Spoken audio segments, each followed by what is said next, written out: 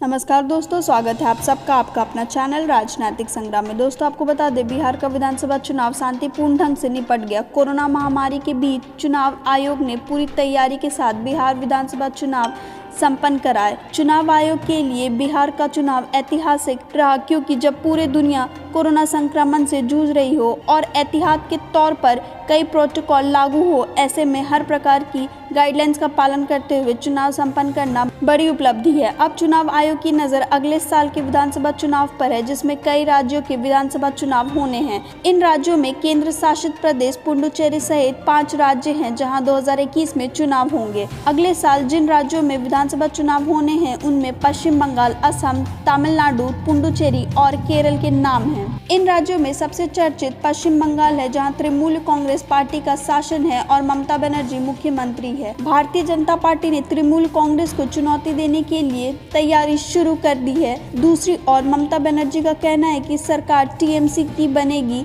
भले कोई दूसरी पार्टी जितना भी जोर लगा ले। आइए जानते हैं 2020 में किन किन राज्यों में विधानसभा चुनाव होने हैं। पश्चिम बंगाल 294 सीट वाली पश्चिम बंगाल के लिए अगले साल चुनाव होने हैं। टीएमसी अध्यक्ष ममता बनर्जी बंगाल की मुख्यमंत्री है। पिछले चुनाव में ममता बनर्जी की पार्टी टीएमसी ने सबसे ज्यादा 211 सीट, कांग्रेस ने 44, लेफ्ट ने 26 और बीजेपी ने मात्र 3 सीटों पर जीत दर्ज की थी, जबकि अन्य ने 2 सीटों पर जीत हासिल की थी। जहां बहुमत के लिए 148 सीट चाहिए। पिछले साल 3 सीट जीतने वाले बीजेपी ने इस साल बड़ी तैयारी की है और उनका कहना है कि इस बार उनकी सरकार बनेगी। केंद्र गृह मंत्री और बीजेपी के नेता अमित शाह ने बंगाल के विधानसभा चुनाव में 200 से ज्यादा सीट जीतने की बात कहकर हलचल मचा दी है। 2017 में भुवनेश्वर में हुई बीजेपी के राष्ट्रीय कार्यकारिणी के बैठक में उन्होंने बतौर राष्ट्रीय अध्यक्ष स्पष्ट कहा था कि बंगाल और उड़ीसा में जीत पर ही बीजेपी का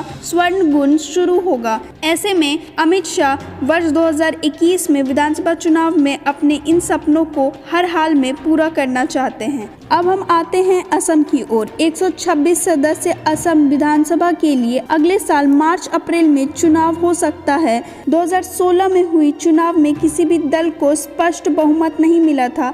असम गण परिषद के 14 और बोडोलैंड पीपल फ्रंट के 12 विधायकों के समर्थन से बीजेपी ने सरकार बनाई है। एक निर्दलीय विधायक ने भी बीजेपी को समर्थन दिया है। विपक्ष दल कांग्रेस ने ऐलान कर दिया है कि वह अगले साल होने वाले विधानसभा चुनाव के लिए 2 लेफ्ट पार्टी सीपीआई और सीपीआईएमएल से हाथ मिला रहे हैं। अभी सोनोवाल असम के मुख्यमंत्री हैं और पूर्व में केंद्र खेल मंत्री भी रह चुके हैं। अब हम रुक करते हैं तमिलनाडु की ओर, जहां तमिलनाडु विधानसभा में 234 सीट है, जहां एआईएडीएमके की सरकार है।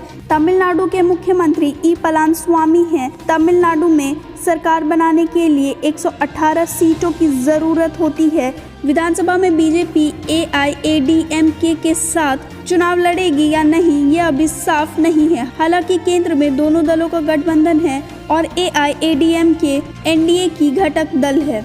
बता दें, तमिलनाडु में 2021 के विधानसभा चुनाव इस बार बिल्कुल अलग होंगी, क्योंकि राज्य के दोनों प्रभावी दल एआईएडीएमके और डीएमके अपने बड़े नेता जयललिता और करुणानिधि के बिना चुनाव में उतरेंगे। अभिनेता से नेता बने रजनीकांत और कमल हसन भी चुनाव में अपनी किस्मत आजमा सकते हैं। अब रुक करते हैं पुडुचेरी की तरफ, जहां अगले साल पुडुचेरी में 30 विधानसभा सीटों के लिए चुनाव होंगे।